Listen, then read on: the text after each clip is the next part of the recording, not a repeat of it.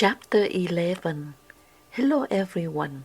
If you read Chapter 10, the topic is about identity is the compass. Then in this chapter, the topic is redrawing my compass, my life journey. This chapter is not really about money. It is about the invisible map that lives inside a person.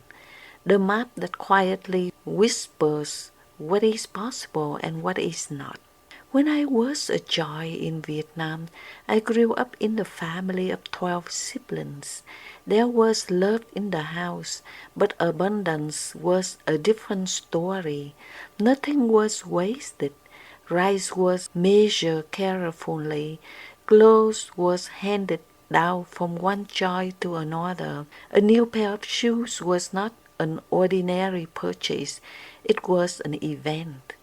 I never felt poor in the dramatic sense that books sometimes describe. We were not starving, we were not homeless, but I understood very early that money had limits. In a family of 12, everything had to stretch. One fish could become a meal for many people. One pot of soup had to reach every bone. One paycheck carried the weight of many dreams. As a little girl, I watched my parents calculate expenses with quiet seriousness. They rarely complained, but I could feel the tension that came from school fees, food, medical bills, and daily necessities all arrive at the same time. Children notice more than adults think. Even when nobody says we don't have enough, the atmosphere teaches the lesson, and so the belief began to form inside me long before I understood the word belief.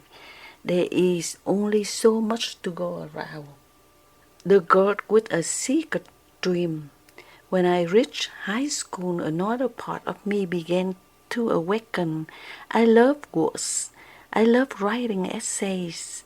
I love filling notebooks with thoughts that nobody else saw.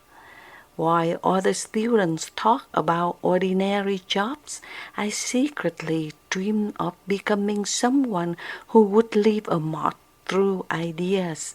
I wanted to write books. I wanted to speak about life, purpose, success, and human spirit. Most of all, I wanted to become a person who would break the record of my family history. Not because I looked down on my family, never. My parents worked hard and sacrificed deeply, but I wanted to rise beyond the invisible ceiling that seemed to hang over generations. I wanted to prove that a joy from crowded house in Vietnam could create a larger life, yet something strange happened. Every time I imagined a bigger future, another voice appeared. Who do you think you are? People like us don't become famous writers. People like us should be practical. Don't dream too high. No one actually said those exact words to me. The voice came from the map I had absorbed during childhood. My dreams pointed toward expansion. My inner compass pointed toward limitation. The hidden conflict.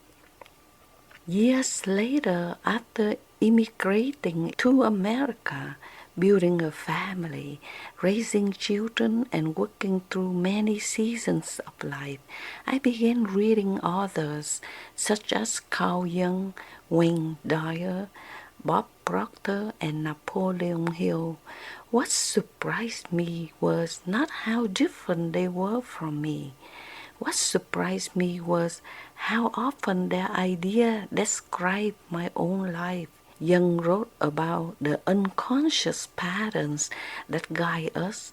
Wayne Dyer spoke about changing the way we see ourselves. Bob Proctor taught that our results often reflect our hidden beliefs. Napoleon Hill wrote that the mind can conceive and believe it can achieve. As I read them, I begin to recognize my own story. I realize I had spent years saying I want more, while another part of me quietly feared becoming more, because becoming more would mean leaving the familiar, and the familiar, even when limited, feels safe. A moment I will never forget. I remember one evening sitting at my table with many scripts spread around me. I had already written books. People were reading them. Some readers wrote to me that my words encouraged them. Outwardly, I was living the dream of that high school girl, but inwardly I feel a strange hesitation. I look at the names on the great authors on my bookshelf, Young, Dyer, Proctor, Hill, and a thought appears. My topics are similar to theirs. Who am I to write about these things? For a moment, the old compass returned. The little girl from the family of 12 was still standing inside me, wondering whether she was allowed to sit at the same table as the writers she admired. Then another thought came, quieter but stronger. They wrote from their journey. I am writing from mine. That realization changed something. The river does not compare itself. I begin to see that wisdom is like a river flowing through many lands. One writer expresses it through psychology, another through spirituality, another through personal success, another through the story of a Vietnamese girl who crossed oceans, raised a family, and learned that the deepest prisons are often invisible. The river does not compare itself to the mountain, it simply flows. My task is not to become another Carl Jung or another Wayne Dyer. My task is to become myself fully. Writing a new compass. Today I understand something I could not understand as a child. Surface desire says, I want success. Deep intention asks, do I believe I am allowed to succeed? For many years, my answer was uncertain. I wanted to rise above the middle class, but I still carry the emotional memory of scarcity. I wanted abundance, but part of me believed life was meant to be barely enough. That is why this chapter matters, because changing a life is not only about changing circumstances, it's about changing the compass. Every book I write is not merely a book for readers, it is also a conversation with my younger self, a girl who counted portions at dinner table, a girl who dreams in secret, a girl who fears dreaming too high.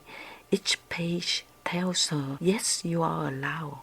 Yes, your voice matters. Yes, your story belongs to the world. The harvest takes time. Do I believe my books will reach more readers? Yes, I truly do. Not from arrogance, but from the faith in this message. Seeds planted with sincerity have the mysterious way of finding the soil that needs them. But I have also learned that the harvest is not fully in my control. A farmer can prepare the ground, plant the seed, water it, and protect it, but the timing of growth belongs to something larger. Some seeds sprout quickly, some slip through an entire season before breaking the surface. Perhaps books are the same. Perhaps some words must travel for years before they reach the person who needs them most. My job is to write with honesty, to keep planting, to keep believing. Yes, I can. And I look back now, I see two compasses in my life. The first compass was inherited from scarcity. It pointed toward caution, limitation, and barely enough. The second compass is being written deliberately. It points toward growth, contribution, abundance, and possibility. I am not denying where I came from. I honor it. The crowded house, a shared meals, the hardworking parents, the 12 siblings. The roots give me resilience, but roots are not chains. A tree can honor its roots but still grow taller. That is what I am learning, and perhaps that is what many readers are learning too. We can respect our past without being imprisoned by it. We can carry our family story without repeating every limitation in that story. We can admire great thinkers without shrinking our own voice. Most importantly, we can choose a new direction. So if I could speak to the young girl I once was, sitting quietly with her notebooks and impossible dreams, I would tell her, the map inside you is not permanent. You can redraw it. You can write a new compass, and one day the very dreams that seem too large for a child from a family of 12 will become a life you are living. Yes, you can. And today, after all the years, I finally answered that question with conviction. Yes, I can.